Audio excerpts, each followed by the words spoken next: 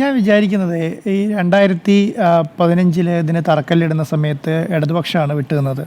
ഇപ്രാവശ്യം എന്ത് വയ്ക്കുന്നു, അന്നത്തെ ഭരണപക്ഷമായ കോൺഗ്രസ് ഇപ്രാവശ്യം, UDF ഇപ്രാവശ്യം ഇതിൽ ഈ പറയുന്ന ഉദ്ഘാടന വേളയിൽ വിട്ടുനിൽക്കുക എന്നുള്ളതാണ്.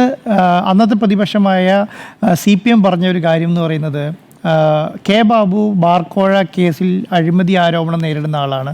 അതുകൊണ്ട് ആണ് അദ്ദേഹം അധ്യക്ഷനായ, കെ ബാബു അധ്യക്ഷനായി നിൽക്കുന്ന ഒരു പരിപാടിയിൽ CPM പങ്കെടുക്കേണ്ടതില്ല എന്നുള്ള തീരുമാനമാണ് അന്നെടുത്തത്. കാരണം അന്ന് ഈ പറയുന്ന അന്നത്തെ പ്രൊജക്റ്റിനോടെതിരായിട്ടല്ല ശരിക്കും ആ പരിപാടിയിൽ പങ്കെടുക്കാതിരുന്നത്. അന്ന് ഈ പരിപാടിയിൽ പങ്കെടുക്കാതിരിക്കാനുള്ള കാരണം എന്ന് പറയുന്നത് കെ ബാബു അധ്യക്ഷനായി പരിപാടി പങ്കെടുക്കും. അപ്പോൾ ആ പ്രസംഗത്തിൽ ആ പരിപാടിയിൽ കെ ബാബു എന്ന് പറഞ്ഞൊരു കാര്യം എന്ന് പറയുന്നത്, അന്ന് കോടിയേരി ബാലകൃഷ്ണനെ കണ്ട് അദാനി AK സെൻറ്ററിൽ പോയി അദാനി അദ്ദേഹത്തിൻ്റെ അനുവാദം മേടിക്കുന്നുണ്ട് ഈ പറയുന്ന സമയത്ത്. അതിപ്പം ആ പ്രൊജക്റ്റുമായി മുന്നോട്ട് പോകാം എന്നുള്ള നിലയ്ക്കാണ് അന്ന് കോടിയേരി ബാലകൃഷ്ണൻ പറഞ്ഞിട്ടുള്ളത്. അപ്പം ആ സമയത്ത് കെ ബാബു ആ യോഗത്തിൽ പറയുന്നൊരു കാര്യമുണ്ട്, 4.5 വർഷം ഞാൻ ഈ പ്രൊജക്റ്റുമായി കുറേ കഷ്ടപ്പെട്ടതല്ലേ, അതുകൊണ്ട് ഇതിൻ്റെ അധ്യക്ഷ പദവിയെങ്കിലും ഞാൻ എടുത്തോട്ടെ മിസ്റ്റർ കോടിയേരി ബാലകൃഷ്ണൻ എന്നാണ് ആ യോഗത്തിൽ അന്ന് പറയുന്നത്. അപ്പം ആ രീതിയിലുള്ള ഒരു കൊടുക്കൽ എന്താ പറയുക, ഒരു ഇടതുപക്ഷത്തിൻ്റെയും വലതുപക്ഷത്തിൻ്റെയും കോൺഗ്രസിൻ്റെയും CPMൻ്റെയും നല്ല രീതിയിലുള്ളൊരു പ്രവർത്തനം അതിൽ നടന്നിട്ടുണ്ട് എന്നുള്ളതാണ് എൻ്റെ അഭിപ്രായം. അതല്ലാതെ ഇതിൽ ഒരു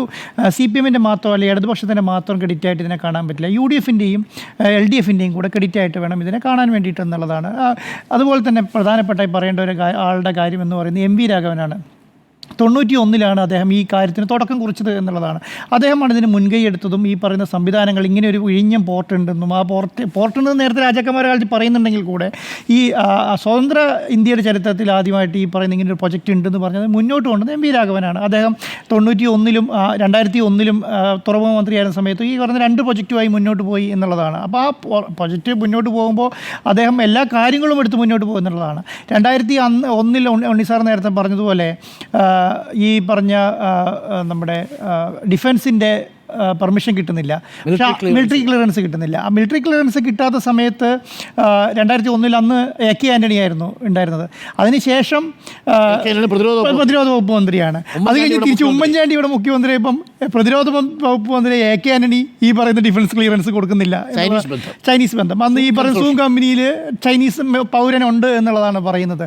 അപ്പം വലിയ രീതിയിൽ എല്ലാ പാർട്ടികളും ഇതിന് അകമഴിഞ്ഞ് വേണ്ടി ഈ പറയുന്നൊരു പ്രൊജക്റ്റ് വരണം എന്നുള്ളതാണ് എല്ലാവരും ചിന്തിച്ചിട്ടുള്ളതാണ്. ഇന്ത്യയെ സംബന്ധിച്ചിടത്തോളം എന്താണ് ഈ പ്രൊജക്റ്റിൻ്റെ ബെനിഫിറ്റ് എന്ന് പറയുന്നത്? ഇന്ത്യയിൽ ആകെ 2 മദർ പോർട്ടുകളേ ഉള്ളൂ, ഒന്ന് ഗുജറാത്തും ഒന്ന് മുംബൈയിലും. 2 പ്രൊജക്റ്റുകൾ, 70ഓളം മിനി പോർട്ടുകൾ ഇന്ത്യയിലുണ്ടെങ്കിൽ കൂടെ സൗത്ത് ഇന്ത്യയിൽ ഒരു പോർട്ട് പോലും ഇല്ല എന്നുള്ളതാണ്. ഒറ്റ പോർട്ട് പോലും ഇല്ല. ഈ മദർ പോർട്ടിൻ്റെ പ്രത്യേകത എന്താണ്? 18 ഫീറ്റെങ്കിലും ആഴം വേണം ഈ പറയുന്ന പോർട്ടിനോട് ചേർന്നിട്ട്. ഈ 17 ഫീറ്റിൻ്റെ ആഴത്തിൻ്റെ ഗുണം എന്ന് പറയുന്നത് എത്ര വലിയ ഷിപ്പുകളെ വേണമെങ്കിലും കൊണ്ട് അടുപ്പിക്കാം എന്നുള്ളതാണ്. അടുപ്പിക്കുകയും ആ ഷിപ്പുകളെ അതിൽ നിന്നും ഈ കണ്ടെയ്നറുകളെ എടുത്ത് മാറ്റാനും പറ്റുന്നുള്ളതാണ്. ഫസ്റ്റ് ഘട്ടത്തിൽ 10 ലക്ഷമാണ്. 10 ലക്ഷം കണ്ടെയ്നറുകളാണ് ഫസ്റ്റ് ഘട്ടത്തിൽ ഇവിടുന്ന് മാറ്റാൻ കഴിയുക എന്നുള്ളത്. അപ്പം കേരളത്തെ സംബന്ധിച്ചിടത്തോളം വലിയൊരു വികസന കുതിപ്പായിരിക്കും ഇനി ഉണ്ടാകാൻ പോകുന്നുള്ളതാണ്, വലിയ രീതിയിലുള്ളത്. അതല്ല ഫീഡിംഗ് ഷിപ്പുകൾ വരുന്നു എന്നുള്ളതാണ്. ഫീഡിംഗ് ഷിപ്പിൻ്റെ പ്രത്യേകത എന്താണ്? ഈ സലാലയിലും ഈ ശ്രീലങ്കയിലും ഉള്ള എയർപോർട്ടുകളിലുള്ളതും ദുബായ് പോർട്ടിലുള്ളതും എല്ലാം ഫീഡിംഗ് ഷിപ്പുകളാണ്. അവിടെ പ്രധാനപ്പെട്ട കപ്പലുകൾ വരികയും അവിടുന്ന് ഫീഡ് ചെയ്ത് ഇന്ത്യയിലേക്കും മറ്റുള്ള രാജ്യങ്ങളിലേക്കും പോവുക എന്നുള്ളതാണ് ചെയ്യുന്നത്. പക്ഷേ ഇപ്പോഴത്തെ ബെനിഫിറ്റ് എന്താ? ഇപ്പോഴത്തെ ബെനിഫിറ്റ് എന്ന് പറയുന്നത് മദർഷിപ്പ് ഇവിടെ വരും എന്നുള്ളതാണ്. മദർഷിപ്പ് വരുന്നതോട് കൂടിയിട്ട് വലിയ മാറ്റം കേരളത്തെ സംബന്ധിക്കും. ഞാൻ ഈ റോഡുകളുടെ വികസനം പറയുന്ന കാര്യമുണ്ടല്ലോ, ഇതുപോലെ ഈ നമ്മുടെ നാഷണൽ ഹൈവേ വികസിക്കാനുള്ള ഒരു കാരണം കൂടെ ഞാൻ കാണുന്നത് ഈ പറയുന്ന പോർട്ട് വന്നതാണെന്നുള്ളത്. കാരണം അങ്ങനെ ഒരു പോർട്ട് വന്നില്ല ഇവിടെ വലിയ ട്രാഫിക് കൺജഷൻ ഉണ്ടാവും. കാരണം ഇത്രയും അധികം കണ്ടെയ്നറുകൾ ഓടേണ്ടതാണല്ലോ. അപ്പോൾ അതുകൊണ്ടുണ്ടാകുന്ന വലിയ മാറ്റങ്ങൾ കേരളത്തിന് വരാൻ പ്രധാനപ്പെട്ട കാരണമായി വന്നത് ഈ പറഞ്ഞ വിഴിഞ്ഞം പോർട്ടായി എന്നുള്ളതാണ്. കാസർഗോഡ് തുടങ്ങി തിരുവനന്തപുരം വരെ ഒരു നാഷണൽ ഹൈവേ വരാനും, അതുപോലെ തന്നെ പാലക്കാട് തുടങ്ങി തിരുവനന്തപുരം വരെ വേറൊരു നാഷണൽ ഹൈവേ വരാനും, അതുപോലെ തന്നെ നമ്മുടെ അങ്കമാലി തുടങ്ങി തിരുവനന്തപുരം വരെ MC റോഡ് വഴി വേറൊരു നാഷണൽ ഹൈവേ വരാനും ഒക്കെ കാരണമായതും എല്ലാം ഈ വിഴിഞ്ഞം പ്രൊജക്റ്റാണ് എന്ന് വിശ്വസിക്കുന്ന ഒരാളാണ് ഞാൻ. വലിയ ഇപ്പം തന്നെ ഇന്ത്യയിലെ ഏറ്റവും വലിയ 5 സ്റ്റാർ ഹോട്ടലുകളുള്ള സ്റ്റേ സ്റ്റേറ്റ് കേരളമാണ്. അതുപോലെ തന്നെ വലിയ രീതിയിൽ ഹോട്ടലുകളുടെ വ്യത്യാസം വരുന്നുള്ളതാണ്. അപ്പോൾ പിണറായി വിജയൻ സർക്കാർ, ഇടതുപക്ഷ സർക്കാർ പൊതുവെ BOT സംവിധാനങ്ങൾക്കെതിരായിരുന്നു. പക്ഷേ ഈ കാര്യത്തിനകത്ത് വലിയ രീതിയിലുള്ളൊരു മാതൃക പിണറായി വിജയൻ സർക്കാർ കാണിച്ചു എന്നുള്ളതാണ് എനിക്ക് തോന്നുന്നത്. നല്ല രീതിയിൽ അതിനെ കൈകാര്യം ചെയ്തു എന്നുള്ളതാണ്. ആ തുടക്കത്തിൽ അതിനെതിരെ ഭയങ്കരമായ എതിർപ്പ് പ്രകടിപ്പിച്ചെങ്കിലും അതിനുശേഷം വിജിലൻസ് അന്വേഷണം പ്രഖ്യാപിക്കുകയൊക്കെ ചെയ്തതാണ്. പിണറായി വിജയൻ്റെ ഫസ്റ്റ് ഗവൺമെൻറ് വിജിലൻസ് അന്വേഷണം വരെ പ്രഖ്യാപിച്ചതാണ്. പക്ഷേ അതിലടക്കം കാര്യങ്ങളൊന്നും നിൽക്കാതെ നല്ല രീതിയിൽ മുന്നോട്ട് കൊണ്ടുപോകാൻ പിണറായി വിജയൻ സർക്കാരിന് കഴിഞ്ഞു. അതിൻ്റെ ഒന്നാം ഘട്ടം പൂർത്തിയാക്കാൻ കഴിഞ്ഞു എന്നുള്ളതാണ്. പിന്നെ വേറൊരു കാര്യം, കേന്ദ്രത്തിൻ്റെ കാര്യം. ഈ കേന്ദ്രത്തിൻ്റെ കാര്യത്തിൻ്റെ അകത്ത് ഉള്ളൊരു പ്രധാനപ്പെട്ട കാര്യം, നിരവധി അപ്രൂവലുകൾ ആവശ്യമുള്ളതാണ്. ഒരു സ്റ്റേറ്റിനെ ബുദ്ധിമുട്ടിക്കാം എന്ന് കേന്ദ്രം വിചാരിച്ചാൽ സുഖമായിട്ട് ഈ പറയുന്ന ഒരു പോർട്ടിൻ്റെ കാര്യത്തിൽ ബുദ്ധിമുട്ടിക്കാൻ പറ്റും. അത്രയധികം അപ്രൂവലുകൾ വേണം. അപ്പം കേന്ദ്രം ഇതിനകത്ത് അകമഴിഞ്ഞ് സഹായിച്ചു എന്നുള്ളത് തന്നെയാണ് ഞാൻ വിചാരിക്കുന്നത്. കേരളത്തെ സംബന്ധിച്ചിടത്തോളം വിഴിഞ്ഞം പോർട്ട് വരുന്നത് വലിയ മാറ്റങ്ങൾക്ക് തുടക്കം കുറിക്കും. ഇനി അങ്ങോട്ട് അതായിരിക്കും നടക്കാൻ പോകുന്നത് എന്നുള്ളതാണ്. അപ്പോൾ കേന്ദ്രത്തിൻ്റെ ഭാഗത്തു നിന്നും നല്ല രീതിയിലുള്ള അനുകൂല നിലപാട്. ഈ ഫണ്ടിങ്ങിൻ്റെ കാര്യത്തിൻ്റെ അകത്ത് നിങ്ങൾ പറഞ്ഞതുപോലെ ചിലപ്പോൾ ലോണായിട്ടായിരിക്കും ഇഷ്യൂ ചെയ്തിട്ടുണ്ടെങ്കിലും സഹകരണത്തിൻ്റെ ഭാഗത്ത് കേന്ദ്രം നല്ല രീതിയിൽ സഹകരിച്ചു എന്നുള്ളതാണ് ഏറ്റവും പ്രധാനപ്പെട്ട കാര്യം എന്ന് പറയുന്നത്. പിന്നെ എന്താണ്, ഈ അദാനിയും BJP യും തമ്മിലുള്ള ബന്ധം വെച്ചിട്ട് ഈ ഉണ്ണിസാർ നേരത്തെ പറഞ്ഞതുപോലെ എന്താണ്, സോണിയാഗാന്ധിനെ പോയി ഉമ്മൻചാണ്ടി കൺവീൻസ് ചെയ്തുകൊണ്ടാണ് നടന്നുപോയത്. അല്ലെങ്കിൽ ഇവിടെ വലിയ പ്രശ്നം ഉണ്ടായേനെ. KPCC പ്രസിഡന്റിനും VS സുധീരനും VD സതീശനും അടക്കമുള്ളവരെ വലിയ എതിർപ്പായിരുന്നു അല്ലേ.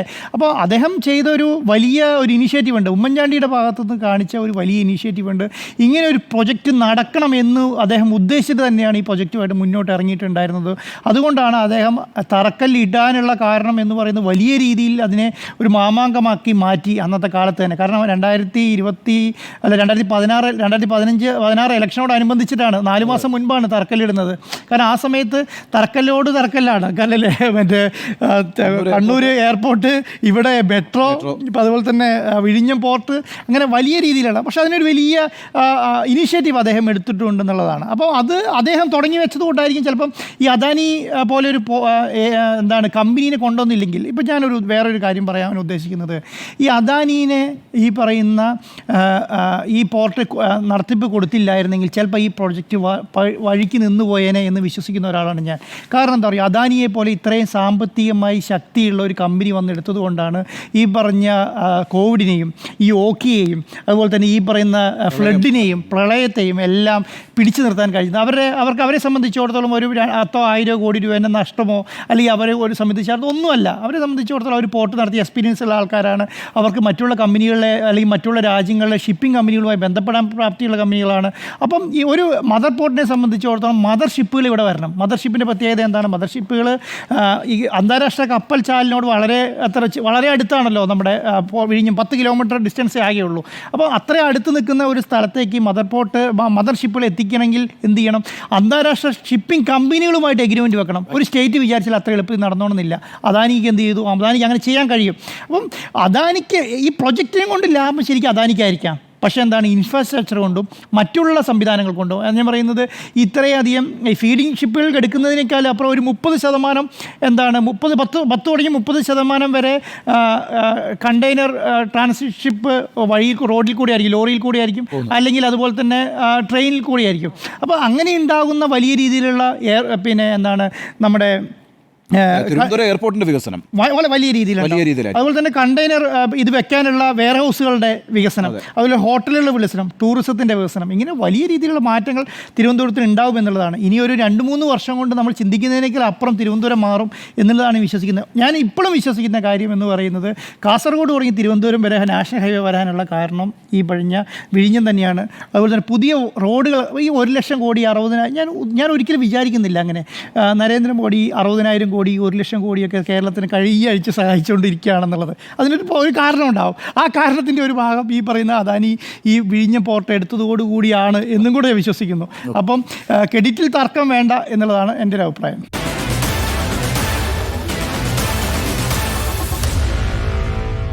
Meet the editors.